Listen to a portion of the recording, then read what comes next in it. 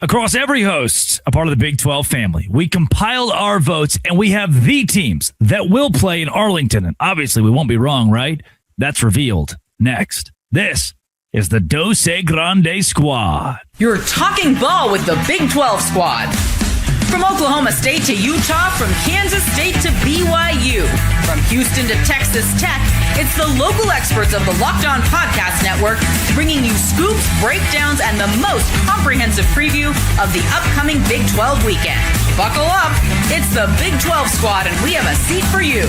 No hurt feelings and thin skin allowed. Squad up. You're part of the Big 12 squad. Happy Thursday, everybody. Welcome to the Dos Grande Squad. Drake Toll with you from Locked On Big 12. There's Parker Ainsworth of Locked On Cougs, talking all things Houston. Jay Catch of Locked On Cougars. That's BYU. Confusing, I know. There's Cody Stovall of Locked On Oklahoma State. JT Wister still talks all things Utes. Philip Mulford with the Sun Devils and Mountaineer Paul, West Virginia. Thank you for making our shows your first listen every single day.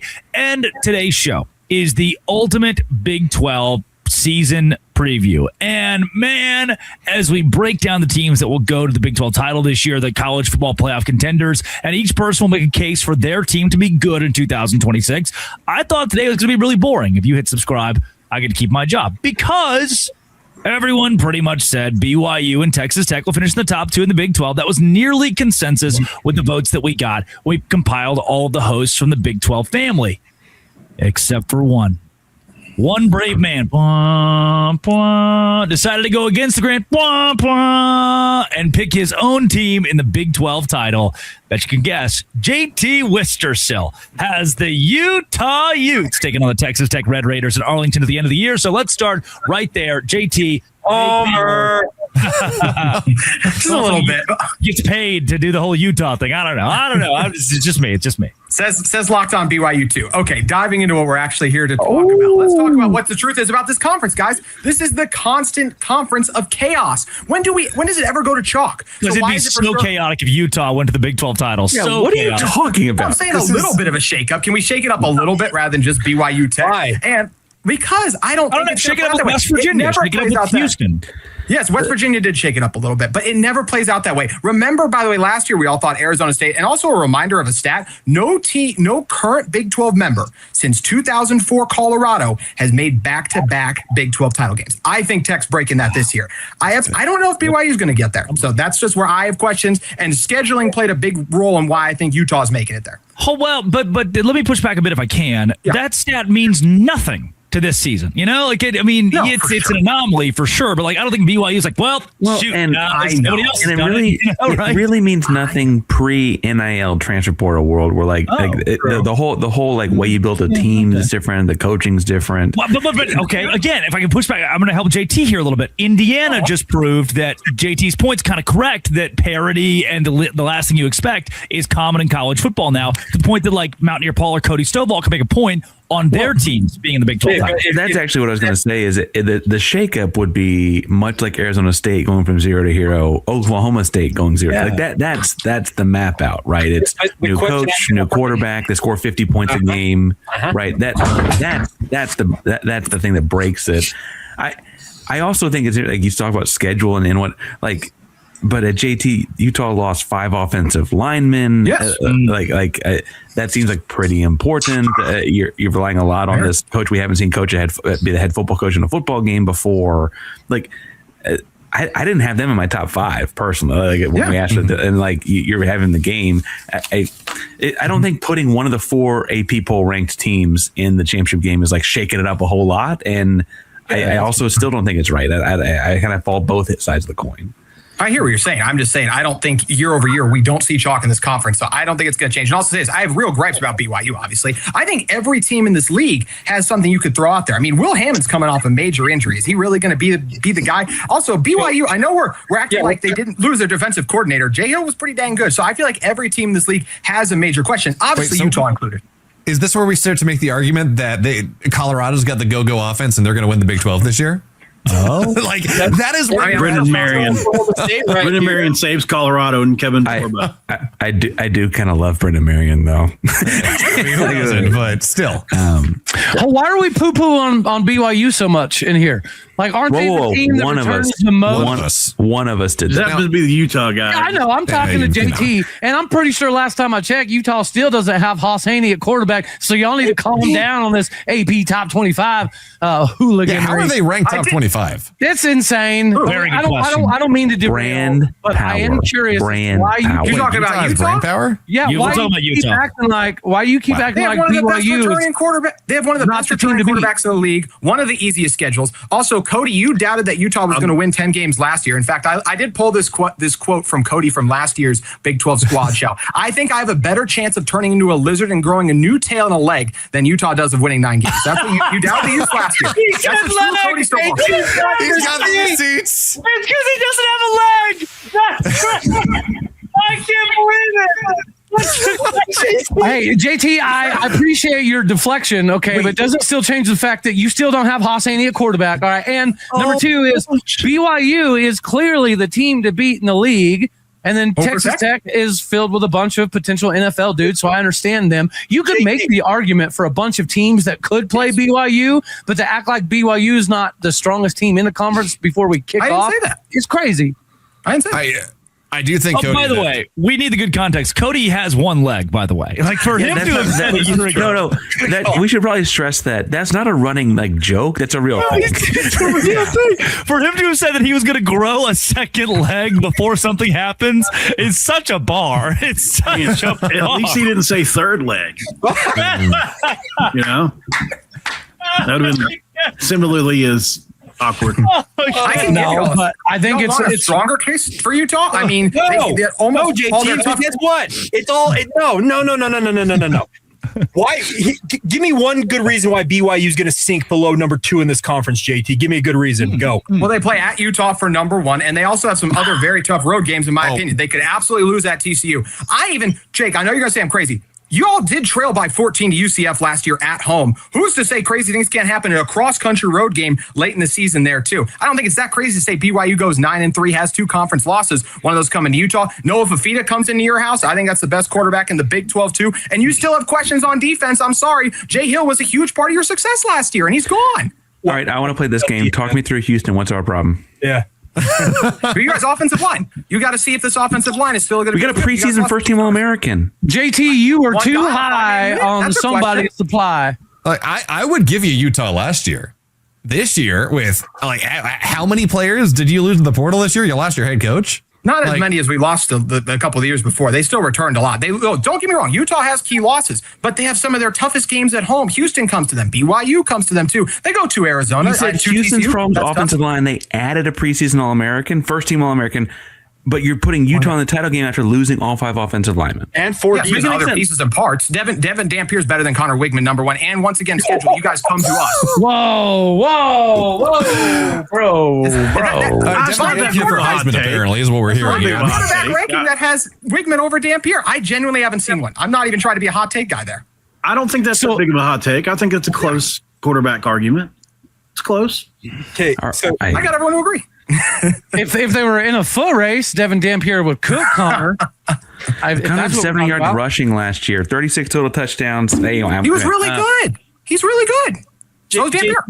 And you mentioned they play in Utah, but Houston was undefeated on the road last season. I mean, these are things that happen too, right? Yes, absolutely. Also, no big deal. All-time program record against Utah's 5-0. That's the way things go, though. And here's the other thing about this, JT. You say BYU has question marks on defense. They were torn 4 starting defensive linemen. They've got at least 6 deep in the linebacking core. They lose 1 safety in their secondary. They've got all conference caliber guys at every level of this defense. There's question marks. Pass rush. Come on, pass rush. You and I both know they got done without the pass rush the last 3 years, and they beat your team. Yes, they've been very good, but year-over-year success. You guys also won some very close games last year, too. 23-4 the past 2 years with wins over your team.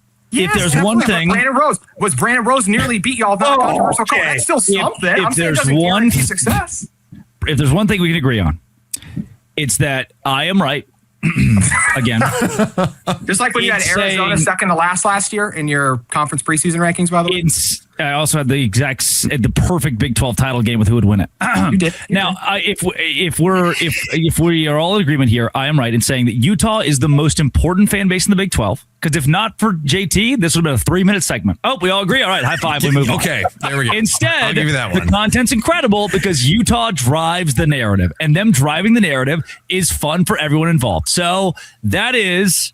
Everyone else pretty much in agreement. BYU and Texas Tech, aside from JT driving the narrative, and it makes for great podcasting. Coming up, what do you want to wait on, huh? We're 4 minutes over. What do you want to wait on? I think Paul would have actually driven the segment if you let him. I'll buy that Paul one. can drive the next segment. Who's going to the playoffs that you don't expect out of the Big 12? This is the Dose Grande Squad. Hello, friends. Today's show is brought to you by our friends at Kalshi. Look, man, Kalshi is exactly where I go because I think in the NFL, right? It's like predictive market with Kalshi. I believe the Rams will go to the Super Bowl, not just go to the playoffs. I think the Rams are going to the Super Bowl.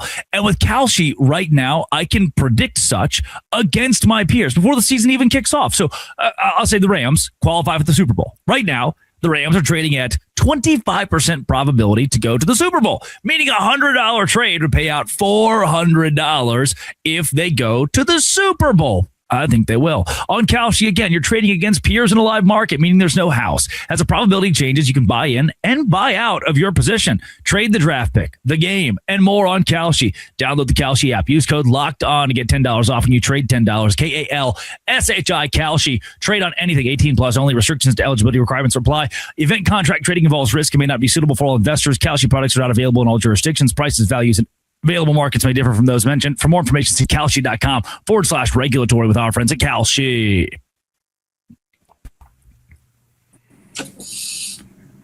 It is the Dose Grande Squad Prediction Edition. We're breaking down and taking you through the Big 12 in 2026. And it's time for our playoff contenders in the Big 12 Conference. Now, we've already said BYU and Texas Tech are the top two, according to the Court of Public Opinion from the Big 12 family. And now let's break down teams like a Houston, a Utah. Phil is here with Arizona State, or Mountaineer Paul, West Virginia, Oklahoma State. And let's start it with Cody. Cody, are you following? Because I've heard this comparison a lot now. Is Oklahoma State, who's getting votes in the AP and coaches poll after going 2-10, 3-9, losing to Tulsa, do you believe that you truly have the Indiana formula figured out?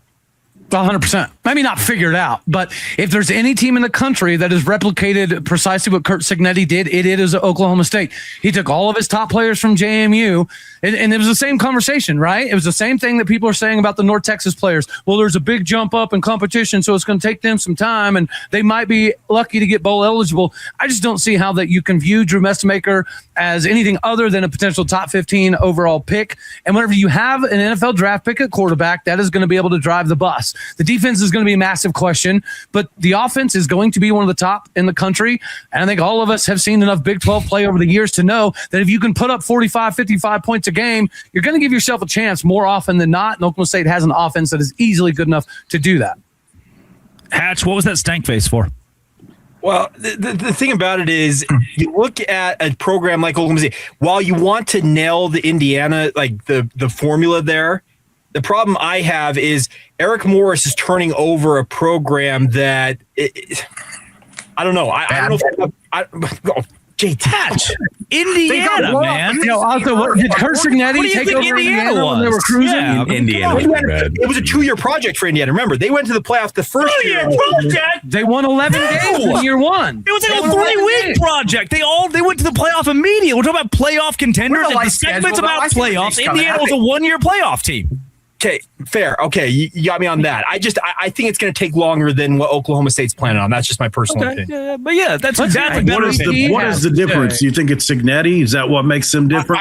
I really do think Cignetti plays a role in it. But Eric Morris, I will just say this about Eric Morris. Mm-hmm. He knows the Big 12. That is you can't say that he doesn't know the Big 12. So he knows the lay of the land. I'm just afraid that the talent acquisition at Indiana went faster than what Oklahoma State has got. I'd be happy to be wrong, though. The average age of Indiana was really interesting, too, with that run. Average age, 23 years old. I wonder how much of a factor that actually played to their That's older than me. Saying that Oklahoma State won't be Indiana is not an insult. Like Eric Morris could be a very good coach and not be Kurt Cignetti, maybe the best coach we've seen in some time in college football. Yeah, correct. I just wanted to know, like Hatch saying that Indiana was a 2-year process. Like if we're just talking playoff, then we are like it could be 1 year. I was thinking more for the national title contender status. He took a bunch of JMU dudes and won 11 games and went to the playoff in year one. He built a much more complete team, though. So my thing is really more about the defense side of the football was much more filled out when he got to Indiana. I'm with Cody. I think that Oklahoma State could score 40, 45 points a game, like very quickly. Like they got that kind of offense. But if you're giving up 45 or 50, because to be in the Big 12 and make the playoff, you got to win a lot of games. You can't be 9-3. Like you need to be 11-1, 12-1, because they send the Big 12 championship winner, and you were also 12-0 going in. Like it's that kind of an uphill battle, and you can't have a slip up where you lose 55-54 like that. Yeah. Well, I'll add this, and then I'll shut up for the rest of the segment. I know it's hard for me. But I don't believe you're going to shut up. That's just personal. Okay, that's the quote JT's going to use this time next year. Cody Stovall a year ago said, "I'm going to shut up." 100% right. Yeah, no, I actually think that this is a year that we do get multiple teams into the CFP, and let me tell you why. I do think that public outcry is important. Just like people were whining and complaining about there's not enough G5 teams in. The very next year, they let 2 G5 teams in. I think the fact that BYU has been screwed 2 years in a row, there's been a massive public outcry, even outside of Big 12 country. I think that they do let 2 teams in the Big 12 this year, especially if it's BYU and Texas Tech. I'll also add, I hate freaking saying this, JT, shut your eyes, shut your ears, get off the screen. We could potentially get 3 in if Utah is in the conversation, because as much as I hate it, Utah does carry that Big 12, that Pac-12, pillow fight success into the Big 12. So they do carry a big name. And if you get Utah into that top 12 conversation, they'll probably let them in. Yeah, still the nicest thing he's ever said to me. Yeah, but defense, the defense is brought up here, a pretty prevalent part of the conversation. I think Houston has still one of the most underrated defenses in the Big 12. I think Houston is my third fiddle to BYU and Texas Tech as far as playoff conversation goes. Yeah. I don't want to pat myself in the back too much. I really do think, though, that they objectively, last year's team was a 9-win team in the regular season.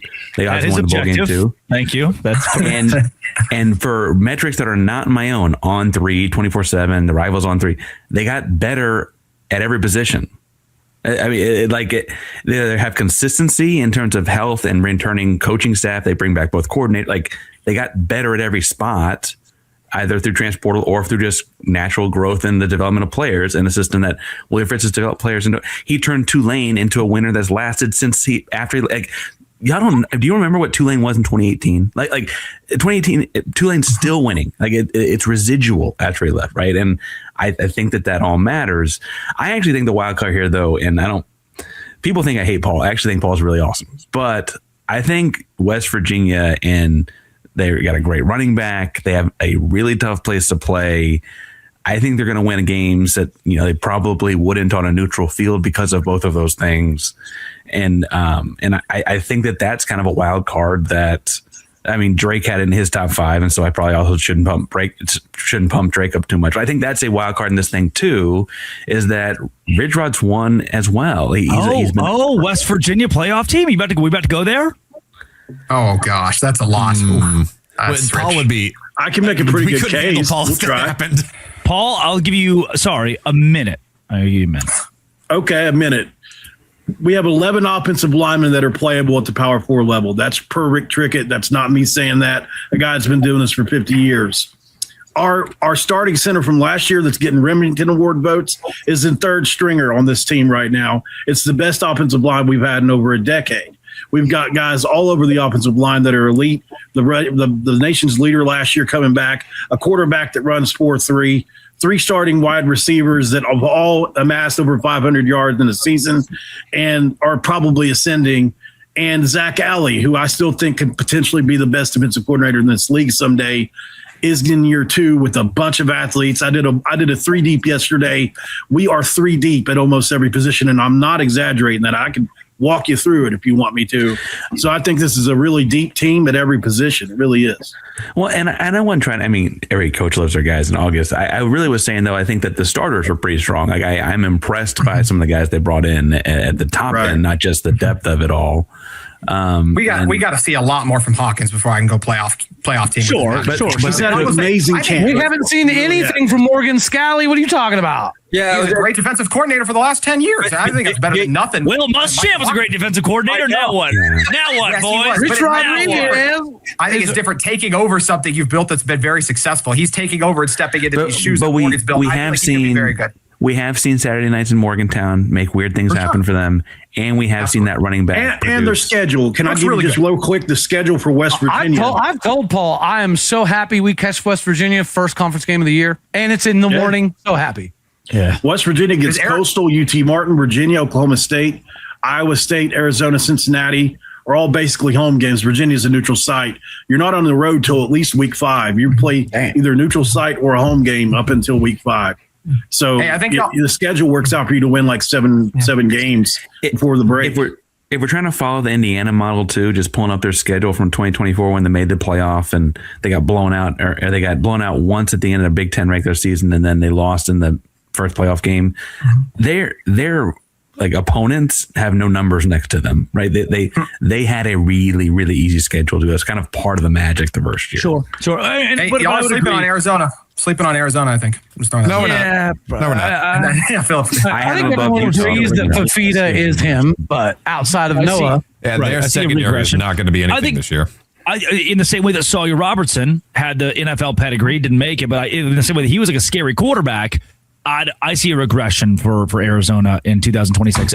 Let's go to the most important game in the Big 12 Conference, as well as everyone gives a 30-second blurb on why their team will compete for the Big 12 title. It's Locked On Big 12 Squad. Hey, today's show is brought to you by our friends at FanDuel. FanDuel is exactly where I go because I know that I can just go ahead and tell, hey, boop, boop, boop, hey, FanDuel. I think the daily dinger today is going to be Nolan Shonowell. You're like, who the hell is Nolan Shonowell? Well, Nolan Shonowell plays first base for the Angels, and he's a friend of mine. Like, we worked together for years. So I'm a big Nolan. When Nolan hits a home run, well, then guess what? I can go on FanDuel, and I can get a home run daily dinger profit boost to use on my next bet for a chance at extra winnings. Daily dinger is another fun way to stay engaged with every day's games.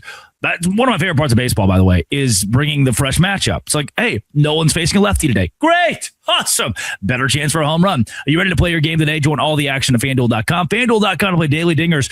Play ball. Swing the fences on FanDuel, an official partner of the MLB. Download the FanDuel app and do it today with FanDuel. It is the Dose Grande squad. We're talking most important matchup of the Big 12 this season. I am going to assert, and then we can kind of go one by one from here. I'm going to assert the most important matchup for the conference, like storyline wise, futuristic. BYU Notre Dame. Kind of tough to, it's kind of tough to get around that one. If Arizona State beats A&M, that's another massive one. Oklahoma State, Oregon. The thing is, I think the cachet of a BYU beating a Notre Dame is going to boost having a top 15 Big 12 team win a game against a top 10 team boosts the conference to the top. Take a little more work to get the respect nationally. So I think the most important game this year for the Big 12 conference is BYU Notre Dame. If that's established, pretty close to the top. Other ones that we throw out there as being important games. I would push back on that a little bit. I don't expect us to beat Oregon, but I think if we were to beat Oregon, that would be a little bit bigger than BYU beating Notre Dame personally. It would be insane. Yeah, it'd be crazy for sure. It's just like people would look at it and they would say, and say it's like Florida State, Alabama. BYU over Notre Dame would have immediate legitimacy. If Oklahoma State beats Oregon, the country would say like, oh, they still need to prove themselves, like Colorado or TCU. I forgot they were supposed to play in a bowl game and didn't. That adds a little. That adds a little spice. So you need games that are really going to count, because I don't know if West Virginia beating Virginia is that. Even though Virginia won 11 games last year, right? In return, a lot of their same players and added to it. They're really good, but I don't think that win does a lot for the conference and maybe the middle of the year, maybe at the end of the year. What about in conference then? Because BYU, BYU Arizona, BYU Arizona and BYU Utah, from my vantage point, are games because BYU-Arizona sets the tone for the rest of the Big 12 season because week 2, it's the Big 12 opener. 2 teams who have aspirations of being Big 12 title contenders. And then down the line, as it often is the case, BYU and Utah are going to tussle, and whoever wins that game likely has an inside track of the Big 12 title game. So I think those, from my vantage point, are 2 huge games. Houston, for a lot of the same reasons, Houston, Texas Tech, for the same reasons. Texas Tech opens up the season. Yeah. Houston, Texas Tech opens up the season. This is week 3. We will see what Will Hammond looks like in a real game, right? And I mean, he's out there practicing whatever, I guess, in shorts. And I think the other thing about that too is that like last year when Houston like beat Arizona State or whatever, like there was kind of this like weird asterisk. I'm like, yeah, but like we saw them against Texas Tech, and like if Houston just keeps it within a score on the road in Lubbock, I think there's somebody's like, hey, that could be a rematch again in Arlington because Utah is a game on the road, sure, but like the rest of their schedule is not as challenging. A weird game in West Virginia. I keep talking about that road environment, but like they don't play Arizona, don't play Arizona State, don't play BYU. Like I mean, that all shapes up pretty well for them if they can have a close competitive game, let alone win in Lubbock on that 3rd week of the season. Yeah, it's going to be interesting. I think West Virginia, Houston, West Virginia, Oklahoma State could be games by the end of the year that you look back and say were really important games. Clearly, West Virginia plays obviously Houston, Texas Tech down the stretch, that Houston, Utah as well. So those are 3 games down the stretch. If West Virginia is what I think they can be, we're going to know by the last 4 games whether they're going to be in the mix or not. So those could end up being big games based on our first 8 games, which are really easy. And there's also a couple games. There's a really good argument as well. Same idea that the Territorial Cup is going to be a really big one this year. If we, I don't even say if we beat A&M, but if we play them really close, because we're playing Cal Field week 2, that is such a difficult environment. But if we carry that cachet of the wonderful quality of loss going in, we go 1-1 with Texas Tech and BYU. There's a very real world where that Territorial Cup is for the 2nd slot in the Big 12 championship. And and especially if Arizona State makes it happen, we have by far the most difficult schedule in the entirety of the conference. And so if we're playing for that title game, then there's your two, three teams in the college football playoffs. Because like, I don't think if Texas Tech is the 3rd team in the Big 12, they're not going to the national championship, or they're not going to the college football playoffs. They have an awful schedule. Schedule. Arizona State does with our top 30 strength of schedule. It would take a 2 12-0s and an 11-1 Texas Tech, and then the playoff committee is really upset. They're very not happy at that point. Let's do this. We have a few minutes left here. Let's go 30 seconds. I'm going to time it out. Each member of the squad, why their school will be at least a competitor of the conference. Parker, let's start with you. They get Tech earlier than anyone else here. They also, frankly, have a fairly easy schedule as far as things go nationally. Road trip to Utah. Again, I keep talking about the road trip to West Virginia at the end of the year is tricky. But they get Oklahoma State at home. They get Kansas State relatively early in the year as well. And they don't play half the top-end contenders in the conference either. Hatch, BYU. Just do what BYU's been doing. They've gone 23-4 the past 2 years. If it wasn't for a fluky play against Kansas, they've likely been to 2 Big 12 title games in a row at this point. So I just think you keep doing what you're doing if you're BYU. Schedule does shape up for BYU as well. Yes, you do have to go to Utah, but the other games, in terms of title contenders, Arizona State, you get those games at home. So I think if BYU just keeps doing what they have done the past 2 years, 23 wins, that's nothing to sniff at. And if they just keep doing it, I think they've got a good shot to make a repeat appearance at Jerry World. Cody, maybe the darling of the Big 12, Oklahoma State. Yeah, I've talked enough about the offense. I think a lot of the country knows a lot about the offense. I'm excited about the defensive side of the ball. Skylar Cassidy was very opportunistic, top 5 in the country in turnovers, top 5 in the country in turnover margin this previous season at North Texas. And he didn't have the Anaya Weiss from Penn State and the Isaiah Chisholm's coming over from UCLA. He didn't have access to some of those guys at North Texas that he does now. And lastly, I'll say the best defense in Oklahoma State history is 2021. We finished the season number 2 total defense in America. This defensive line is bigger and deeper than the 21 team. I'm not saying better, but physically we are taller. We have more weight mass on us, and we have a much deeper rotation than we had in 2021. If our defense is above average, we could make a serious run. JT, the Utes.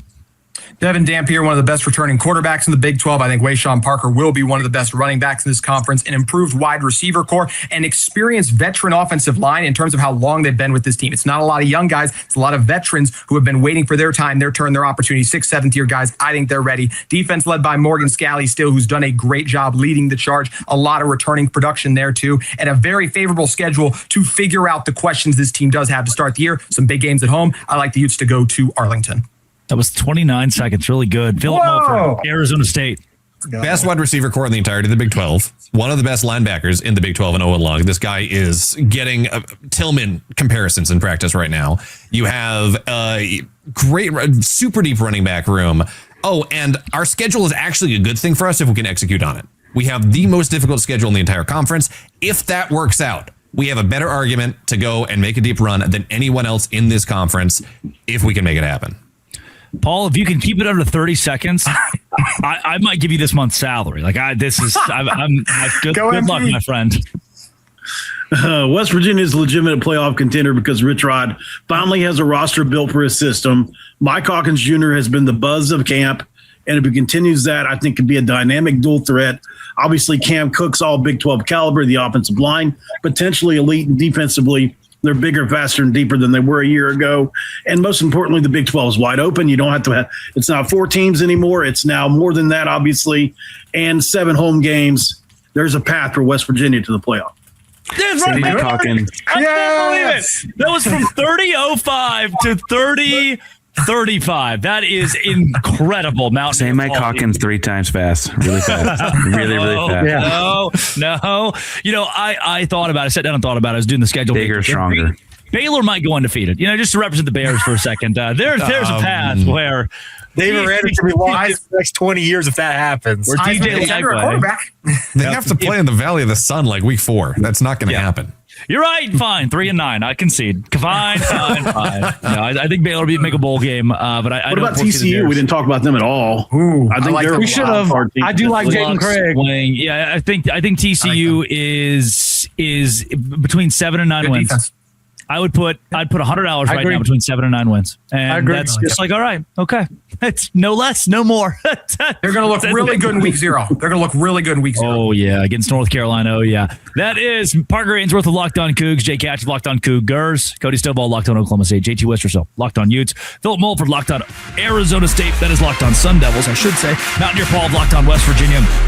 Drake Toll with you, and there is our preview. That's what you can bet on for 2026 on FanDuel. This has been and always will be Locked On. Thanks for making our shows your first listen every single day. The Dose Grande Squad.